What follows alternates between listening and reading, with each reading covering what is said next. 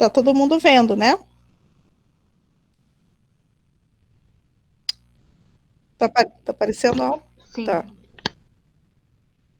Se eu aperto aqui, ele some. Tá aparecendo ainda para vocês, né?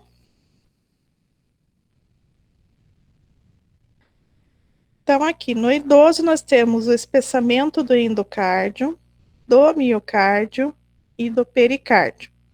Então, qual que é o principal músculo cardíaco? É do meio, o miocárdio. Então, vai ocorrer excesso de deposição de colágeno e vai ocorrer aumento dessa massa de tecido muscular e o aumento de um tecido chamado de hipertrofia. Só que diferente do músculo estriado esquelético, quando a gente fala em hipertrofia, significa que a gente fica mais forte, os músculos têm mais força de contração, aqui não. No coração ele acaba ficando mais fraco. E o pericárdio, essa camada externa, é mais grosso e principalmente depósito de gordura ocorre aqui e fica mais difícil do coração se distender durante a diástole, e isso vai dificultar o bombeamento cardíaco.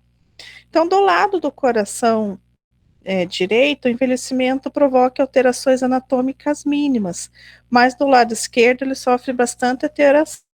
Então, os átrios sofrem alargamento e o ventrículo sofre hipertrofia.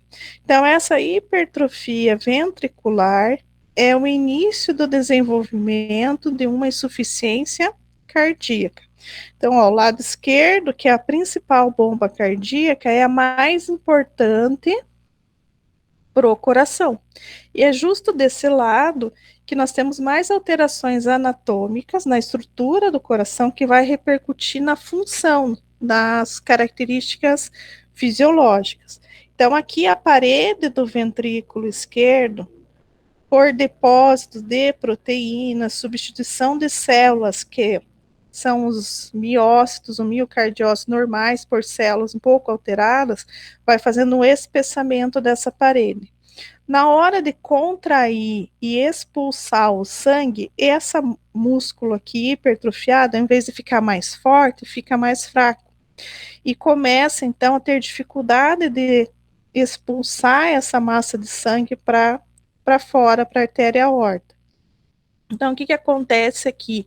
Ocorre uma dilatação da câmara cardíaca e, ao mesmo tempo, um enfraquecimento. Quando o ventrículo esquerdo bombeia menos sangue para fora, a gente chama isso fração de ejeção e o débito cardíaco. Débito cardíaco diminuído significa menos sangue para a periferia, menos sangue para o cérebro. O cérebro vai ler que está vendo essa diminuição de débito cardíaco. Para tentar compensar, vai aumentar a frequência cardíaca. E daí o coração que já está fraco, se eu mandar uma pessoa fraca, enfraquecida, correr, ela não consegue nem andar, quem dirá correr. Isso vai causando mais colapso no coração, mais sangue vai se acumulando aqui e ele não consegue se desviar, mais sangue se acumula na câmara anterior, que era a direita, que é o ventrículo esquerdo, e vai congestionando todo o sistema cardiovascular. E o nome disso é insuficiência cardíaca congestiva. No início, ela não é congestiva porque ela ainda é pequena, o nosso organismo tem condição de tentar equilibrar, mas isso não vai se manter por muito tempo. Outra alteração é com relação às células que formam o miocárdio, que formam o músculo cardíaco, que são chamados de miócitos ou miocardiócitos. Então, elas são células com um núcleo só, ela é um pouco alongada, e com o processo de envelhecimento, olha como essas células vão ficando hipertrofiadas e ocorrendo depósito aqui de proteínas que a gente chama de proteínas anormais. Então, esses cardiomiócitos envelhecidos fazem com que o coração trabalhe de forma menos eficaz. São chamados de células envelhecidas, células senescentes.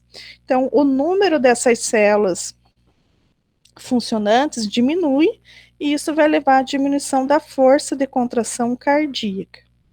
e também pode ocorrer acúmulo de proteínas e a substituição de células cardíacas que morreram por células apenas de preenchimento, que nós chamamos de tecido fibrótico.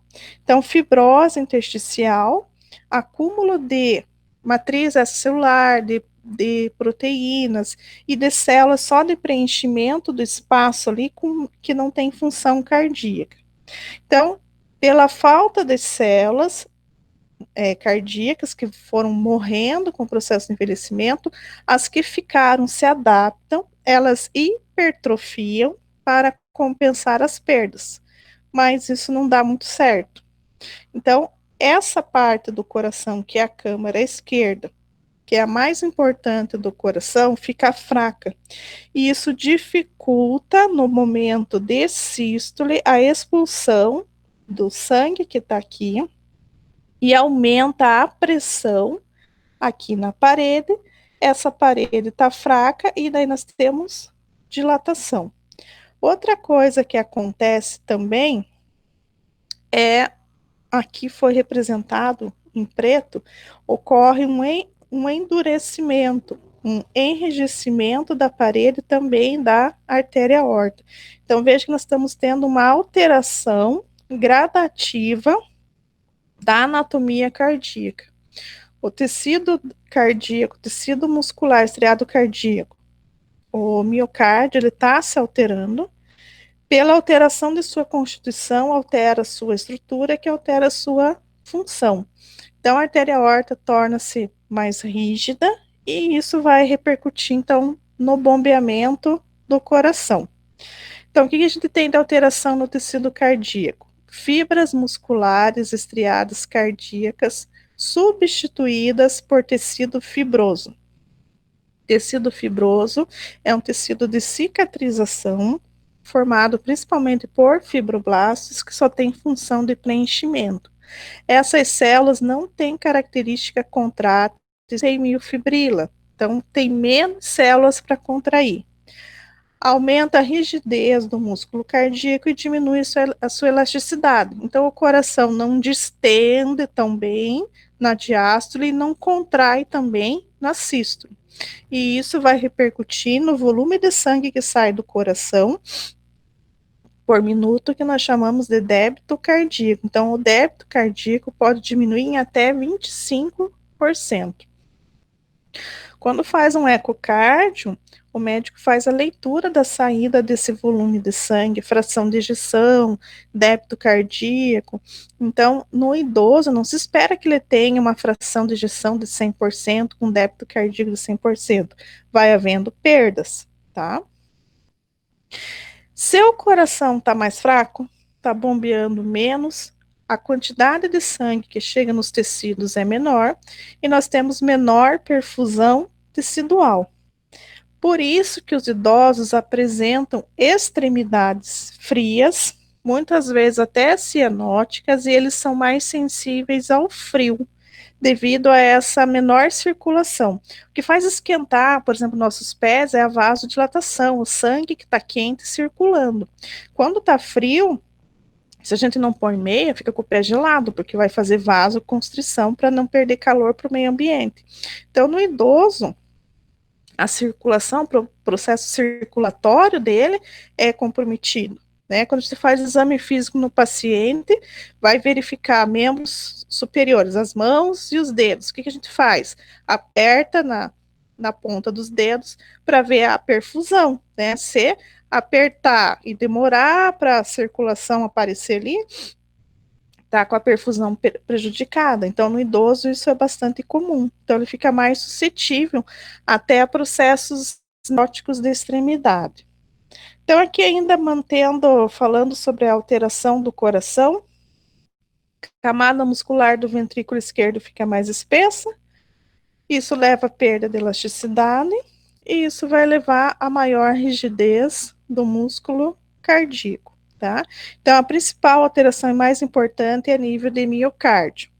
Então, acúmulo de gordura nos átrios e no septo interventricular, que é o espaço entre os dois ventrículos, degeneração muscular com substituição de células miocárdicas normais por tecido fibroso, aumento de fibras de colágeno, hipertrofia do ventrículo esquerdo e ainda, em algumas situações, pode ocorrer um depósito anormal de proteína chamada amiloide.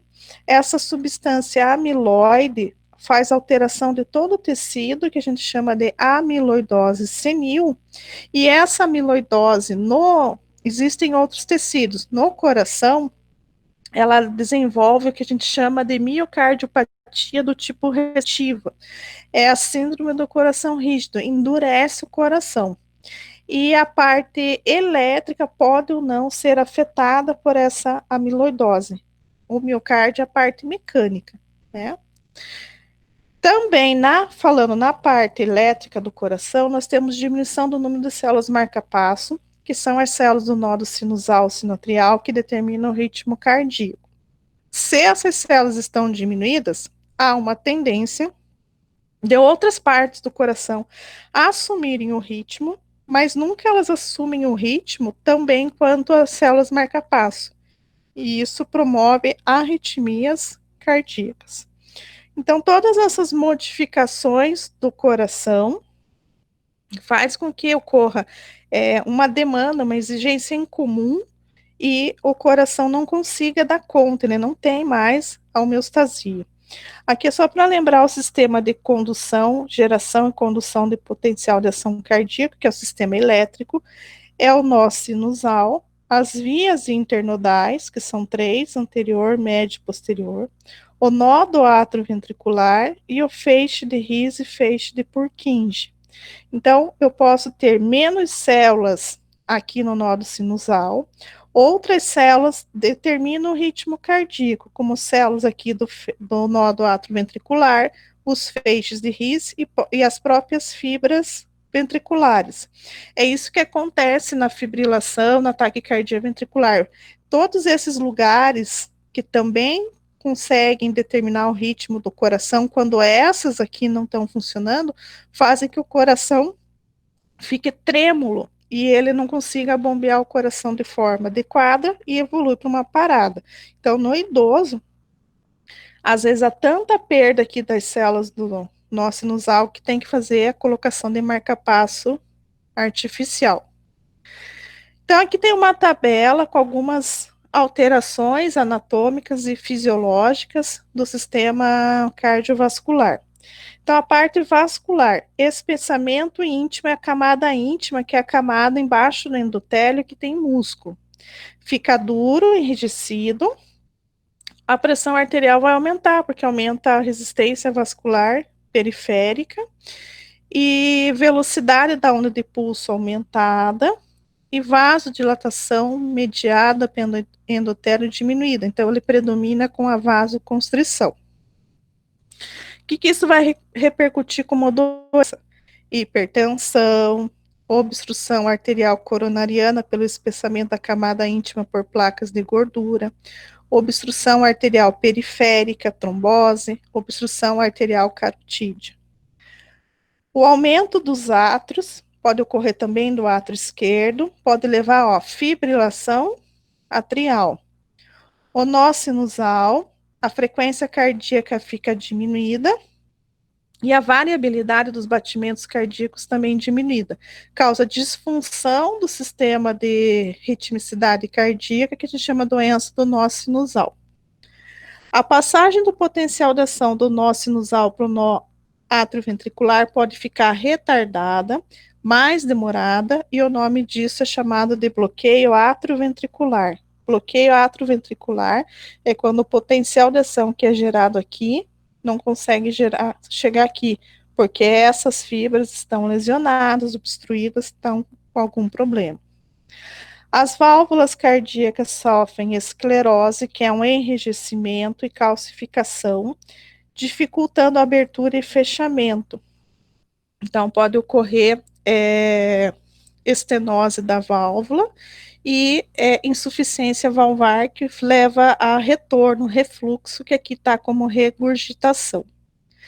E o que mais tem alteração é o ventrículo, principalmente esquerdo, tensão de parede aumentada, a contração cardíaca mais prolongada, taxa de enchimento diastólico prolongada, débito cardíaco diminuído, bloqueio de ramo direito e complexos ventriculares prematuros. Isso aqui são arritmias, tá?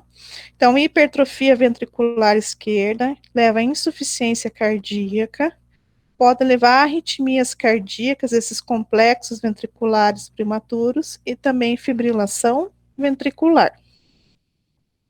Os vasos. Os vasos já estão cansados de saber. Os vasos vão perdendo a parte de tecido elástico, ganham tecido conjuntivo, vão ficando duros e mais rígidos. O nome disso é arterioesclerose. Então, alteração da estrutura, da anatomia, espessamento do endotélio, calcificação da musculatura lisa, teor reduzido de fibras elásticas, perde elasticidade, aumenta colágeno e as veias têm as suas válvulas funcionando com prejuízo, então, das varizes.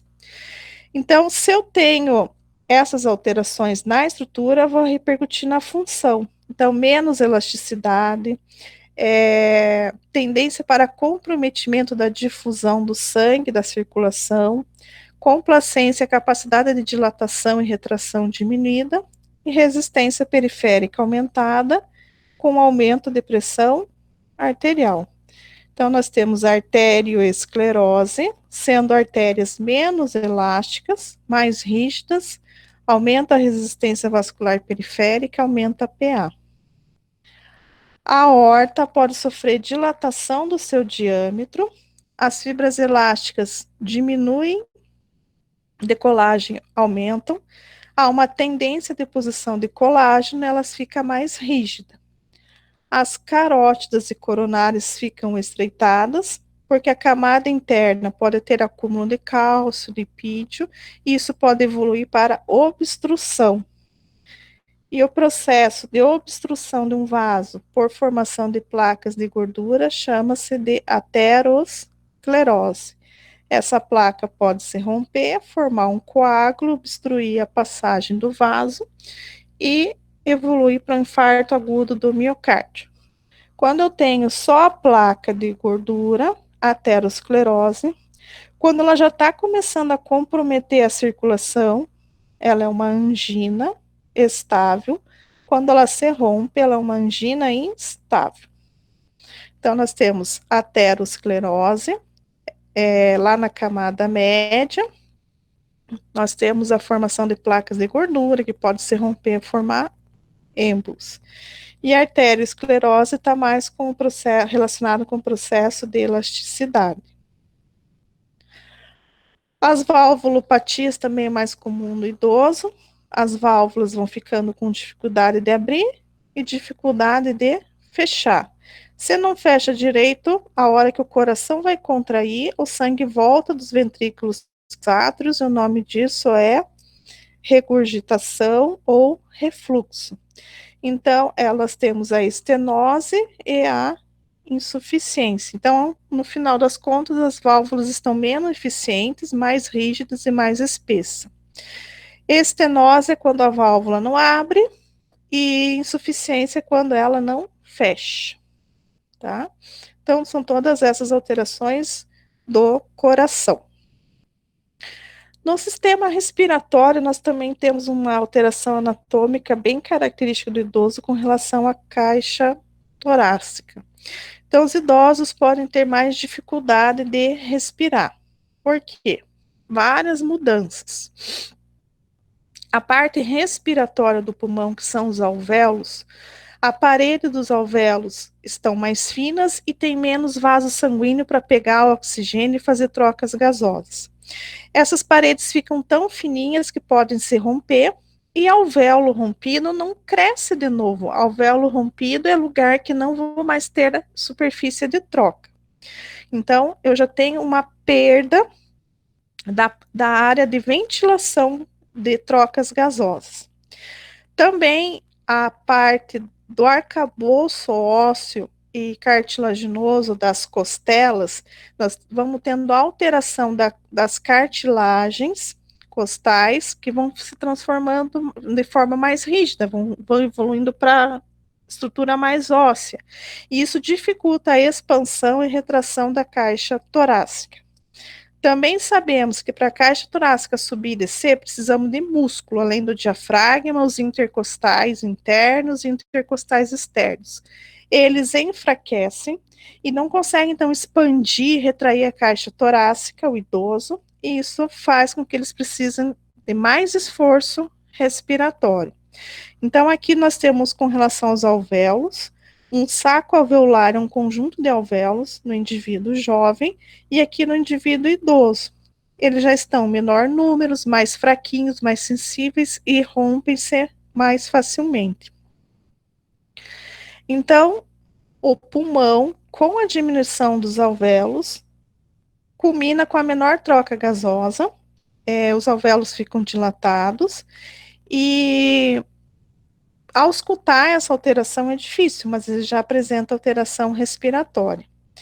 Então, o idoso, ele altera, além dos alvéolos, ele tem alteração na parte interna de traqueia, brônquios, com alteração dos cílios, os seus reflexos de tosse são diminuídos e ele tem uma adaptação a toda essa mudança, que seu tórax ele fica com a característica que a gente chama de barril, fica mais aberto embaixo.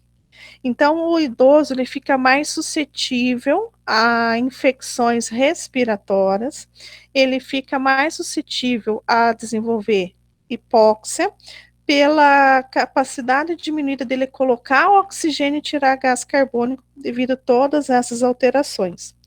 Também ele tem alterações no mecanismo do sistema nervoso central que regula a frequência respiratória, e esse tórax em barril é característico, então, do idoso senil. Eu não consegui nenhuma foto, mas é a parte mais inferior, fica mais dilatado. Então, ali, redução da superfície de troca, dentro dos nossos pulmões tem um volume de ar que ele nunca sai, que é chamado de volume de ar residual. Esse volume de ar residual nos ajuda a manter as trocas gasosas nos momentos em que a gente para de respirar por alguns instantes. Então, no idoso, esse volume de ar residual, ele está diminuído, e isso vai atrapalhar o que a gente chama de capacidade vital. A capacidade vital ela é medida naquele exame chamado de espirometria. Também os cílios que revestem a parede de traqueia, brônquios e branquíolos não estão funcionando mais, não varrem a sujeira do nosso pulmão, e eles ficam com um muco parado, ficam com, vamos dizer assim, com maior probabilidade de desenvolver alguma infecção devido a essa perda desse fator de proteção.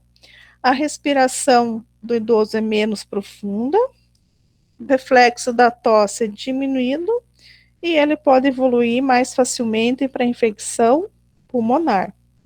Então, ele já tem todas essas alterações, tá? Por isso que agora com o Covid, por que o idoso, mais um dos fatores, né? Além do sistema imunológico, além de perda de capacidade homeostática, de já ter comorbidade, doenças crônicas, o sistema respiratório dele já é todo reduzido com relação às suas capacidades de defesa, tá? E o endócrino? O endócrino, nós temos várias alterações, né? Então, a redução da produção dos hormônios nos idosos. A parte do endócrino, gente, é enorme, nós temos vários hormônios, eu coloquei aqui alguns, tá? Alguns mais importantes. Então, nós temos uma glândula mãe, que é a hipófise. Vocês sabem que na hipófise há a produção de 9 hormônios. Então, com o processo de envelhecimento, a hipófise, que já é pequenininha, tem de 0,5 a 1 gramas, ela tem uma perda de volume de 20%. A hipófise, ela tem uma região chamada de adenohipófise e neurohipófise. Na adenohipófise, tem a produção, por exemplo, do hormônio do crescimento.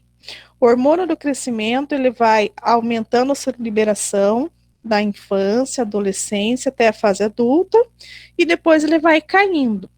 O hormônio do crescimento, ele serve para estimular a divisão de células, para crescer tecido, mas depois da nossa fase adulta, que nós não crescemos mais em estatura, que é o fechamento da epífise dos ossos longos, o hormônio do crescimento é importante para a síntese proteica. E síntese proteica é importante para a divisão celular.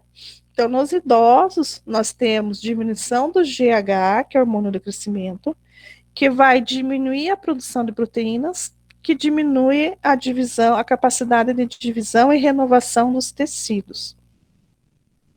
Nós temos alteração e diminuição do FSH e LH.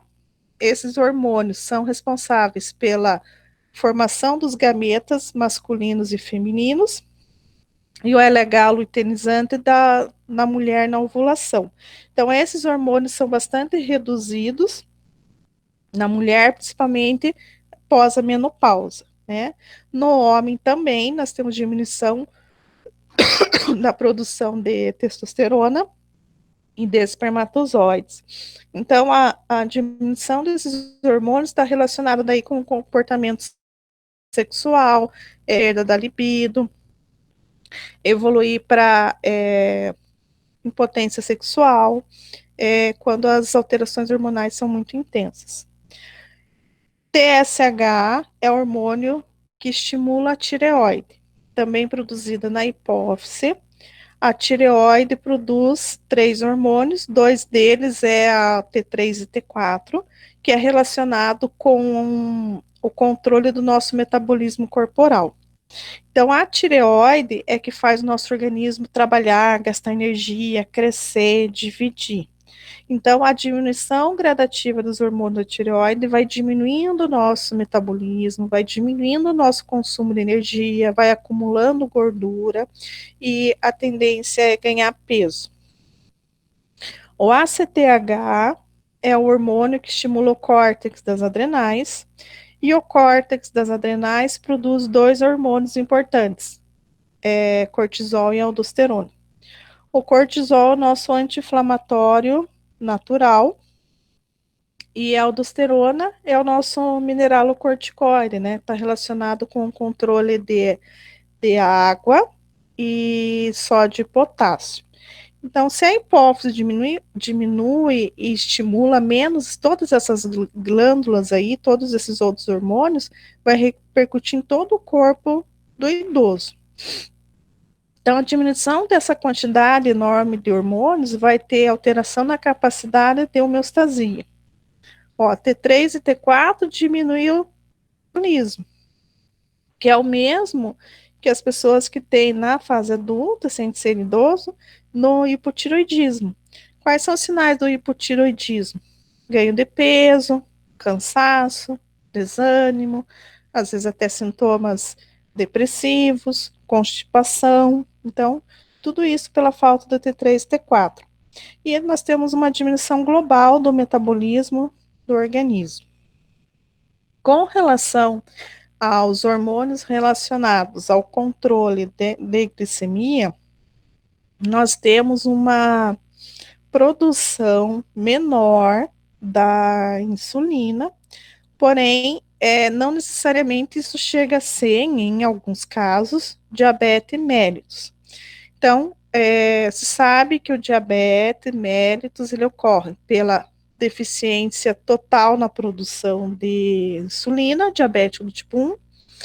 O diabético do tipo 2 é pela diminuição parcial da produção ou por resistência periférica. Então, o idoso pode apresentar resistência periférica e uma tolerância alterada com relação à glicose.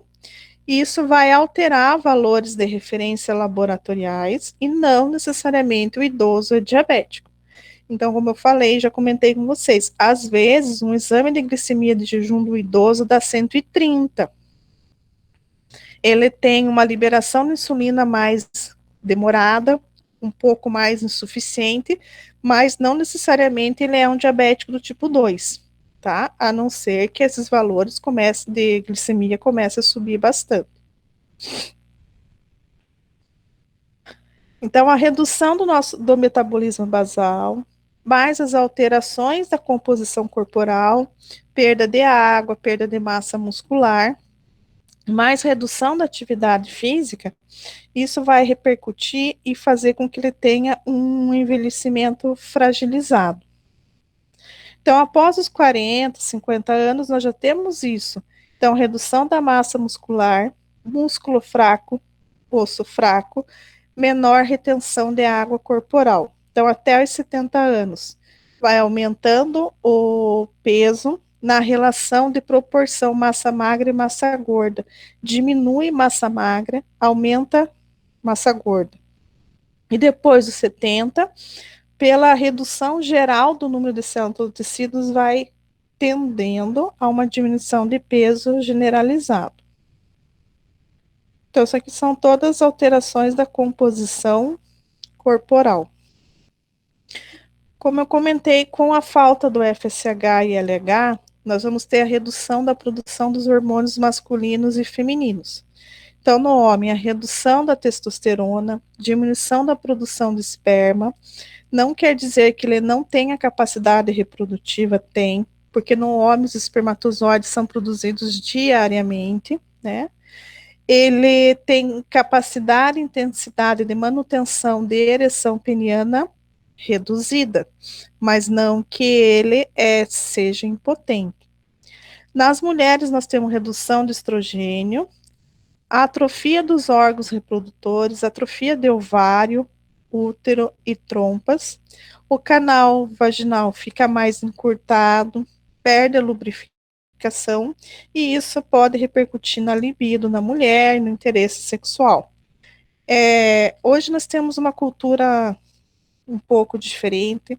Temos a mudança com o advento dos medicamentos para disfunção erétil, que facilita a capacidade de ereção peniana, e isso motivou e prolongou a vida sexual de homens e mulheres, né? Então, nós temos hoje os idosos com uma vida sexual bem mais ativa do que antigamente, tá?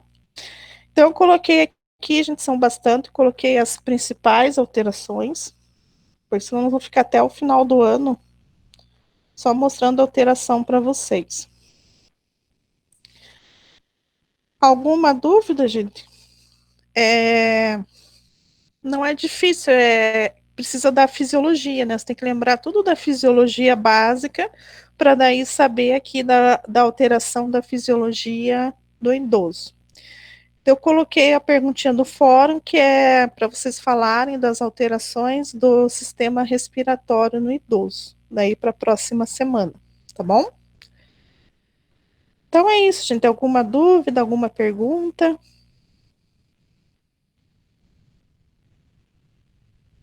Então, estão liberados. Daí eu termino essa parte na semana que vem, senão é muita coisa, só eu falando, falando, falando. E também eu vou postar para vocês uns videozinho bem legalzinho para não ficar só eu falando, tá bom?